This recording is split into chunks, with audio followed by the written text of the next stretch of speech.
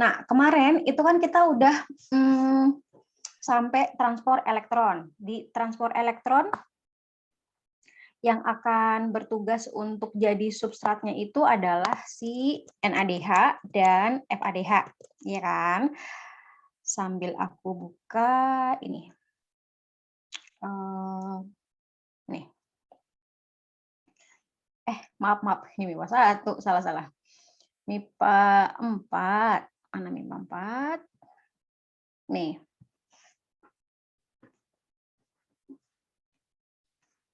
Kemarin itu kita udah ngitung-ngitung ada sampai 34 yang dihasilkan dari satu langkah aja, maksudnya dari satu proses, yaitu transport elektron, ya. Mana sih?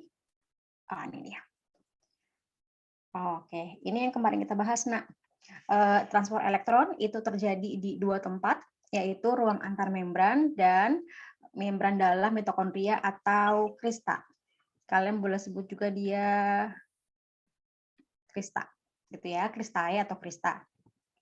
Nah, substrat yang digunakan untuk transport elektron itu kan NADH dan FADH. Lalu ketahuan nih ternyata setelah mengamati prosesnya, satu NADH itu setara dengan 3 ATP. Satu FADH setara dengan 2 ATP. Kalau kita punya substratnya adalah 10 NADH dan 2 FADH, kalau yang ada yang masih bingung, 10 dari mana? 10 NADH ini merupakan gabungan NADH yang dihasilkan dari reaksi-reaksi sebelumnya. 2 NADH dari glikolisis, 2 NADH dari DO, sama 6 NADH dari Krebs. Ditambahin jadi 10 NADH. 2 FADH cuma dapat dari ini aja, siklus Krebs aja. Lalu tinggal dikaliin aja, 10 NADH, masing-masing NADH-nya setara dengan 3 ATP, berarti 10 kali 3, dapat 30 ATP. 2 FADH, 1 FADH-nya setara dengan 2 ATP, berarti 2 kali 2 dapat 4 ATP. Dari transport elektron dihasilkan 34 ATP. Itu hanya dari transport elektron aja. Belum selesai gabungannya. Kalau mau kita gabungin dengan total ATP yang udah ada, kita sudah punya 4 ATP. 4 ATP ini, 2-nya dari glikolisis, 2-nya lagi dari siklus Krebs. 2 ATP maksudnya, ya, 2 ATP. Tambahin jadi 4 ATP. Kemudian 34 ini dapat dari transport elektron atau ETC. Tinggal tambahin deh, 4 tambah 34, 38. Oh, ternyata ada yang belum nih, belum dimasukkan ke perhitungan saat dia pindah dari luar mitokondria, dari sitosol, kemudian ke dalam mitokondria, butuh energi untuk memindahkannya. Dia butuh ATP untuk mendorong pergerakannya karena secara transport aktif. Kurangin 2 ATP, maka bersihnya itu adalah 36 molekul adenosin trifosfat. Bisa disimpulkan dari satu molekul glukosa itu akan diubah atau akan dipecah menjadi 36 ATP. Itu kalau cuma dari satu molekul glukosa aja, ya. Nanti ketika kalian makannya bentuknya udah polisakarida, roti, pasta, mie, nasi, beras merah, beras putih, gorengan, apalagi ya, bolu, pokoknya es krim, jus buah, teh manis, segala macam yang ada kandungan glukosanya. Kalau misalkan mau dihitung pakai angka, pakai kalkulasi angka, berapa banyak molekul glukosa yang terdapat di makanan tersebut, kali satu molekulnya bisa diubah menjadi 36 ATP. Itu kalau ATP-nya aja, ya. Kalau kita ngomongin respirasi, itu kan tempo hari zaman dulu kalian belajar mulai dari SD ada IPA, SMP ada biologi, yang namanya respirasi itu C6H12O6 plus O2, kemudian dia kayak gini kan ya, CO2 plus H2O pikir sama energi. Dulu kan gini nih. Nah, energinya yang ini itu adalah ini, Nak, 36 ATP. Ini energinya berbentuknya 36 ATP dari satu molekul glukosa. Kemudian, Bu, saya ingat deh, Bu, dulu ada koefisiennya. Iya, dulu ada koefisiennya di sini 6, ya kan ya. Kemudian di sini 6, kemudian di sininya juga 6, gitu. Nah, 6 CO2 kalau misalkan kalian mau tarik apa ya, kalau misalkan kalian mau runutin, kok dia kepake 6 CO2 ya. 6 CO2 yang dihasilkan ini, duanya itu didapat dari 2 CO2 ini dihasilkan atau dikeluarkan dari mana? Dari dekarboksilasi oksidatif. 4 molekul CO2-nya dikeluarkan dari siklus Krebs.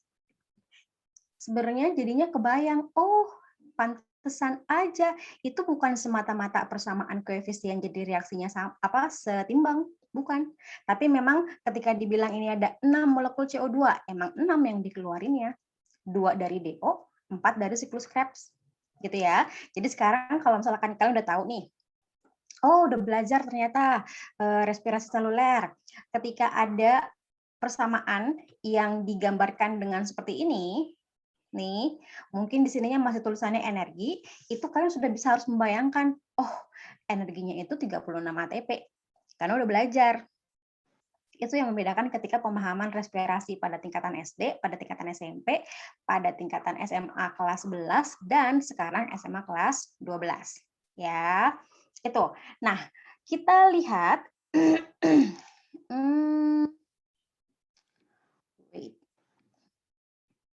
kita lihat yang dari ini, dari awal banget. Nah, ini dia. Ketika kita ngomongin tentang glikolisis, itu di awal Bu Kiki pernah cerita. Asam pirufat itu sebenarnya punya 2 alternatif jalan. Dia punya 2 jalur yang bisa dipilih. Tapi tergantung sama apa? Tergantung sama keberadaan oksigen. Kalau dia ada oksigen, dia akan arahnya ke respirasi aerob. Kalau nggak ada oksigen, dia akan ngambil jalur fermentasi. Ini yang sekarang mau kita bahas. Ya. Fermentasi atau respirasi anaerob itu terjadi ketika sel kondisinya kekurangan atau bahkan nggak ada O2. Ketika sel tidak ada oksigennya, tidak ada oksigen masuk, atau mungkin ada sih masuk, tapi nggak banyak. Nggak sampai bisa menyuplai ke semua sel, maka kondisinya dinamakan sebagai kondisi anoksia atau tidak ada oksigen. Nah, ketika kondisi selnya anoksia, asam pirufat nggak akan diarahkan ke mitokondria. Dia akan tetap ada di sitosol, mengambil jalur metabolisme fermentasi.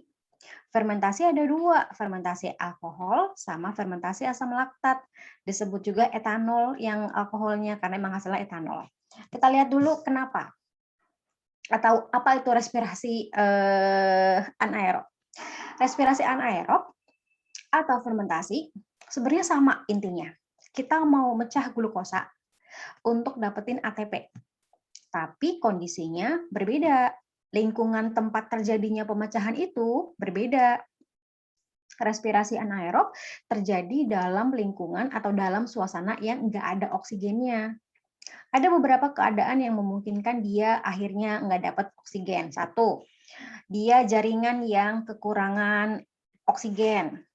Contoh, kita dalam keadaan bergerak yang benar-benar aktif, entah itu lagi pindahan rumah atau mungkin lagi mau ada kegiatan nih, mau recording buat Skylight, atau lagi mau ada santunan ke panti asuhan mana atau ke panti yatim mana, kemudian kalian sendiri yang menggagas acaranya, kalian yang belanja, kalian yang ngumpulin donatur-donaturnya, kalian yang kemudian bungkus-bungkusin produk-produknya, kemudian kalian yang nganter-nganterin juga, itu kan pasti akan butuh kegiatan, butuh energi lebih besar. Atau simpelnya deh, kalian olahraga, tapi olahraganya mungkin lebih lama, atau kayak udahlah yang penting bergeraklah, akhirnya nggak pemanasan. Udah gitu, oke, kemarin makannya banyak banget perasaan, ya udah sekarang pokoknya 2 jam mesti olahraga. Ketika kalian melakukan kegiatan yang butuh energi banyak, otomatis si oksigen yang diperlukan untuk menghasilkan ATP secara aerob itu juga butuh banyak. Tapi kadang, aduh, maaf, sebentar, sorry banget. Maaf.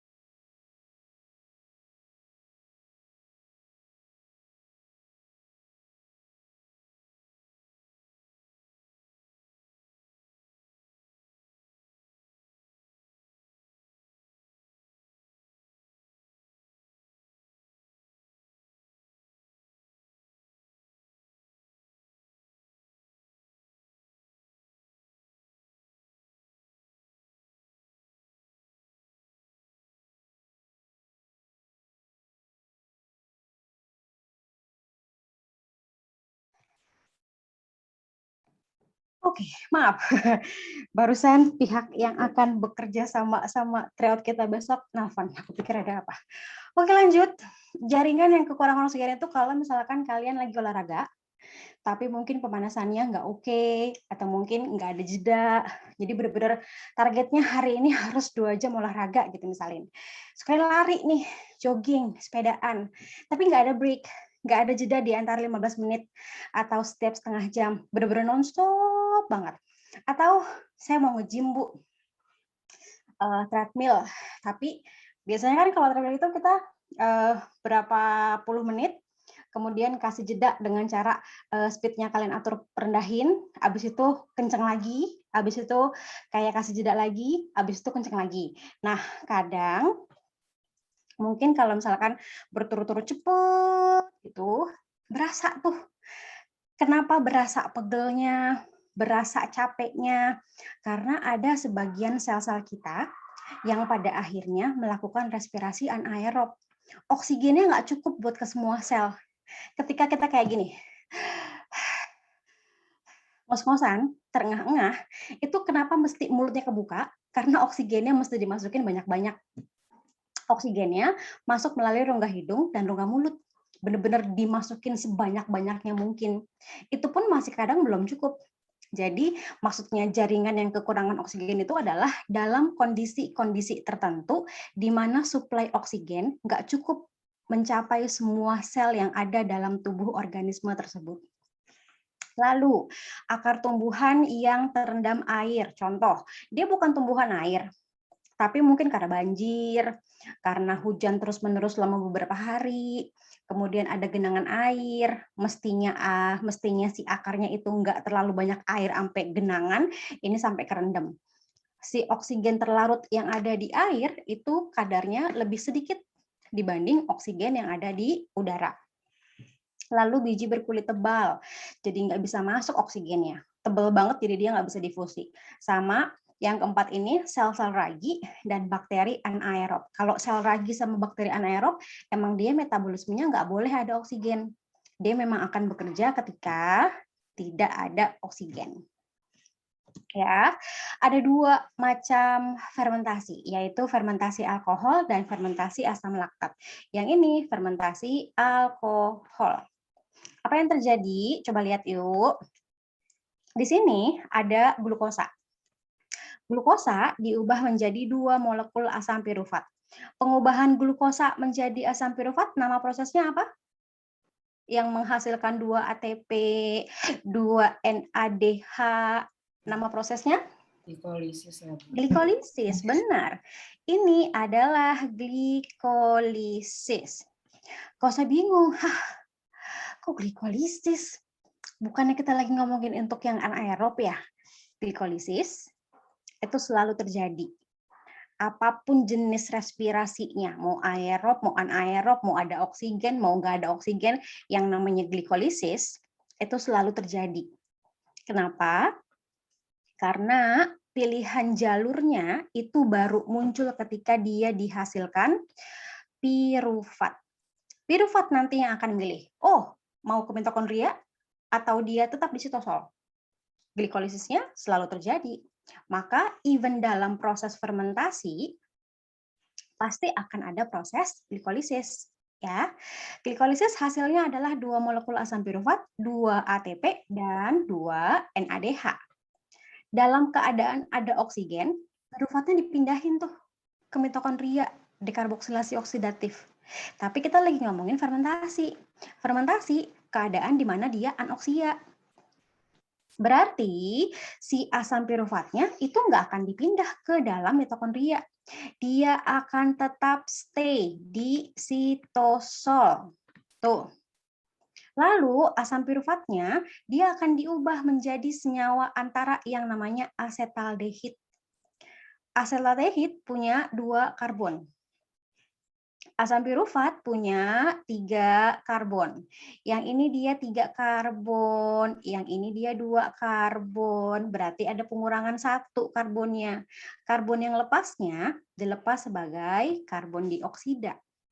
Lalu asetaldehid dia akan dirubah menjadi alkohol yang bentuknya etanol. Dia akan menerima elektron dari NADH, diubah menjadi etanol. Lalu, apakah NADH-nya masih berbentuk sebagai hasil? Enggak, karena NADH-nya pada akhirnya kepake buat membentuk etanol dari asetaldehid. Maka nggak ada NADH yang bisa dipindah ke transport elektron, habis dia. ATP-nya jadi berapa? Sisa ATP-nya benar-benar yang cuma dari glikolisis aja. Nih, 2 ATP. Ada hasil sampingan berupa etanol. Ada hasil sampingan berupa CO2. Ini terjadi pada sel-sel bakteri yang anaerob, terjadi pada jamur. Contohnya pada saat kita lagi mau bikin donat, mau roti. Kan kalau model-model pembuatan donat yang masih tradisional atau roti yang masih tradisional, diulenin tuh terigu, butter, telur, campur sama ragi yang udah dilarutin pakai air anget kan. Terusnya udah diulenin, udah kalis, udah nggak lengket-lengket, kayak ditumpuk-tumpuk, kemudian diapain? Didiemin. Ditutup pakai kain basah, ditutup pakai plastik wrap, ditutup pakai kalau misalkan dia wadahnya berupa wadah yang ada tutupnya, ditutup rapat pakai wadahnya, plep plep plep plep plep. Didiamkan selama sekian puluh menit sampai sekian jam. Pas dibuka, adonannya udah ngembang. Kenapa adonan roti, adonan donat itu bisa ngembang? Karena ada karbon dioksidanya. Kenapa pada saat rotinya itu mau dicetak, mau diisi, mau dibentuk jadi kayak bulat-bulat, dikempesin dulu adonan rotinya. Kayak ditekan supaya apa? Supaya CO2-nya keluar. Karena kalau nggak dikempesin, langsung digoreng, langsung dipanggang, langsung di oven, yang ada nanti rasa roti atau donatnya agak-agak bitter, agak-agak pahit karena dia masih banyak kandungan CO2-nya. Bagus sih, dia jadi kayak ada rongga-rongga yang bolong-bolong kayak gitu, tapi mesti dikurangin sedikit. Ya, lalu etanolnya kemana? Kalau dia bentuknya udah digoreng, udah dipanggang atau di oven, menguap. bentuknya menguap, dia tidak terlihat lagi sebagai etanol. Itu kalau pengaplikasiannya dalam pembuatan roti atau donat. Ada lagi contohnya pada saat pembuatan tape ketan, mungkin kalian nggak terlalu ngeh. Tape ketan itu yang biasa di hari raya, dia tape ketan ada yang warnanya putih, hijau, atau ungu. Biasanya dimakannya sama uli. Disebutnya ketan uli. Nah, itu ada sedikit air-airnya, itu bukan air sebenarnya, itu adalah etanol, sedikit kadarnya. Maka kalau dalam Islam, dalam agama Islam, ada ada semacam kayak pengetahuan di masyarakat, kalau tape ketan usianya udah sekian hari, itu nggak boleh lagi dimakan. Kenapa? Karena udah terjadi peningkatan kadar di etanolnya. Gitu. Nah, satu lagi, fermentasi asam laktat, ini yang terjadi pada sel hewan. Fermentasi asam laktat atau terjadi pada beberapa jenis bakteri anaerob. Bacillus atau lactobacillus tuh dia ini fermentasinya fermentasi asam laktat. Tubuh kita kalau misalkan kita terpaksa harus respirasi anaerob di beberapa selnya, ini yang dilakukan. Bagaimana prosesnya? Glukosa mengalami proses glikolisis jadi asam pirufat. Asam pirufatnya nggak ketemu sama oksigen, nggak dipindahin ke mitokondria. Kemudian dia akan menerima elektron dari NADH hasil dari glikolisis untuk dibentuk jadi asam laktat. Keberadaan senyawa asam laktat ini yang kita rasakan sebagai pegal-pegal. Ini dirasakan sebagai rasa pegel. Kalau kalian habis olahraga terus pegel, artinya apa? Artinya pada saat melakukan olahraga mungkin pengaturan nafasnya nggak terlalu baik, mungkin kurang jeda di saat durasi olahraganya. Pegel sedikit biasa, karena oksigen pasti akan kepake banget pada saat kita lagi olahraga. Tapi kalau pegelnya sampai pegel banget, tandanya, aliran darahnya nggak lancar nih. Oksigennya nggak nyampe nih ke sel-sel otot yang ada di betis nih, makanya pegel banget. Kenapa kalau kalian pegel, atau kayak lagi jogging, atau lagi lari, terusnya, aduh nggak sanggup banget deh, udah tiba-tiba terkapar di pinggir jalan, udah bentar, sambil kalian ngos-ngosan, sambil kalian terengah-engah, sambil kayak aduh sakit banget betisnya, sakit banget kakinya, sakit banget pahanya.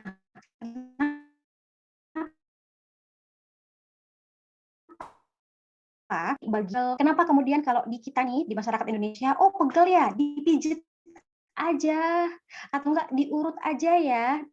Nanti kita panggil Pak siapa buat ngurut misalkan nih. Diurut sebenarnya tujuannya satu. Kalau kita ngomonginnya secara biologi, diurut itu tujuannya adalah mempercepat aliran darah. Di darah ada sel darah merah. Itu oksigennya makin kesebar ke penjuru sel-sel kaki, tangan, segala macam. Harapannya hutang oksigennya bisa terbayar. Maka ketika habis diurut, ototnya rileks, kemudian kaliannya tidur, besokannya bangunnya udah nggak terlalu pegel lagi. Karena apa? Asam laktatnya sudah terurai secara perlahan-lahan. Yang penting O2-nya harus disampaikan. Jadi bayangkan kalian lagi mau benar-benar butuh ATP banyak, karena mau melakukan sesuatu gerakan yang ekstra gitu misalkan, kemudian tapi napasnya kayak, aduh kok ngap banget ya misalkan kayak gitu. Terus akhirnya si otot nggak mau tahu, gue butuh ATP tetap. Akhirnya yang dilakukan cuma ini doang, dia nggak dimasukin lagi ke mitokondria. Akhirnya numpuk tuh laktat numpuk semua. Terus biar kemudian respirasinya kembali normal, maka ya udah deh diurut aja atau enggak dipijet aja, diusap-usap bagian yang pegelnya, yang bagian yang sakitnya. Itu yang menyebabkan kenapa kalian kalau misalkan habis pegel kemudian dipijat atau diurut pasti bukan sembuh, kembali ke kondisi enggak pegelnya lebih cepat, relatif lebih cepat. Ya. Terakhir sih 3 slide lagi. Ini recapnya. Glukosa Ketika dia masuk ke dalam sel, ini sel nih, dia akan diubah menjadi asam pirufat melalui proses glikolisis. Lalu ketika jadi asam pirufat, tergantung nih oksigennya ada nggak? Kalau oksigennya ada, lanjut dia ke mitokondria. Kalau nggak ada, dia tetap stay di sitosol mengambil jalur fermentasi. Ya, lalu kalau katabolisme protein sama katabolisme karbohidrat, lemak, itu aku nggak akan menerangkan per bagian kok, nggak kayak karbohidrat step by step gitu, enggak. Karena sebenarnya yang harus kalian pahami di katabolisme protein adalah bahwa protein akan diubah jadi asam amino. Asam aminonya mengalami proses deaminasi. Deaminasi itu berarti mencopot gugus amina dari asam amino. Gugus aminanya nih NH3, NH2, apalagi NH4 itu nanti akan dibuang. Jadi apa? Urea, amoniak melalui urin. Sisanya asam organik yang udah merupakan sisa tadi si aminanya udah dilepas, itu yang nanti akan masuk ke jalur respirasi seluler. Kalau lemak, dia karena C-nya lebih banyak, dia rantai karbonnya lebih kompleks, rata-rata dia punya 16 karbon, si asam lemak. Bisa diubah jadi 131 ATP. Kalau glukosa kan satu molekul glukosa cuma 36, ini 131. Kalau misalkan mau dilihat perbandingannya, sebenarnya tanpa kalian mempelajari yang protein sama yang lemak sebenarnya bisa gampang. Kenapa? Lihat ke bagan, ada yang kuning, ada yang hijau, ada yang pink neon, pink keungu-unguan. Yang hijau itu yang jalur utama karbohidrat, itu yang akan pertama kali diambil sama tubuh kita. Kalian makan apapun, selama dia ada glukosa, maka ini yang akan dijalankan, yang warna hijau tengah, untuk menghasilkan ATP. Tapi bukan berarti terus proteinnya sama lemaknya kemana? Diubah juga, tapi mereka menggunakan jalur yang berbeda.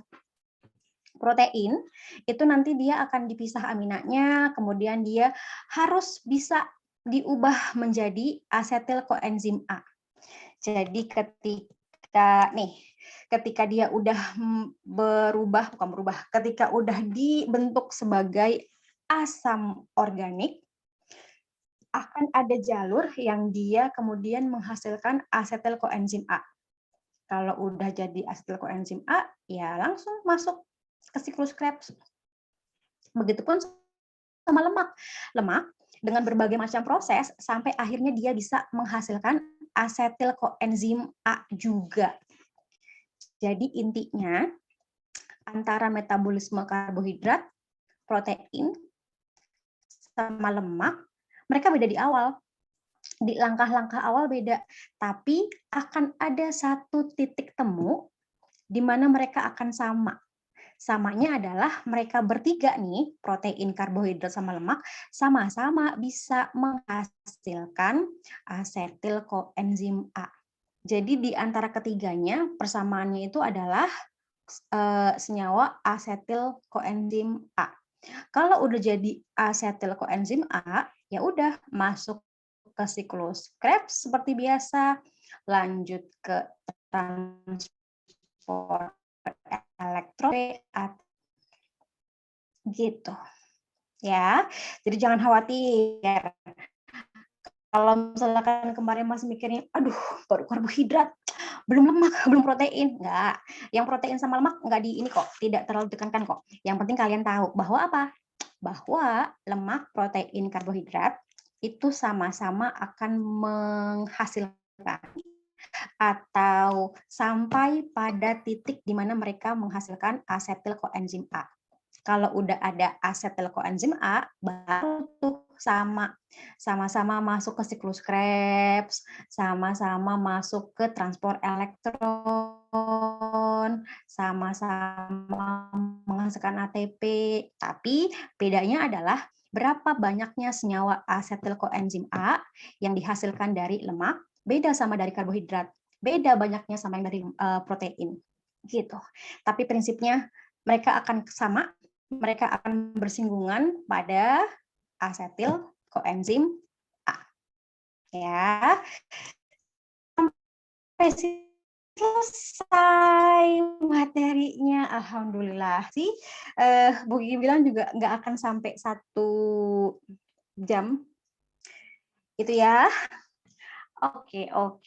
Target aku minggu depan itu kita, kalau lihat kalender, minggu depan itu Sabtunya, ini aku stop dulu ya. Minggu depan itu Sabtunya tanggal 4 yang tadi Pak Dede bilang, Pak Dede apa Pak Tikno? Ya pokoknya yang tadi bilang pagi olahraga, kegiatannya adalah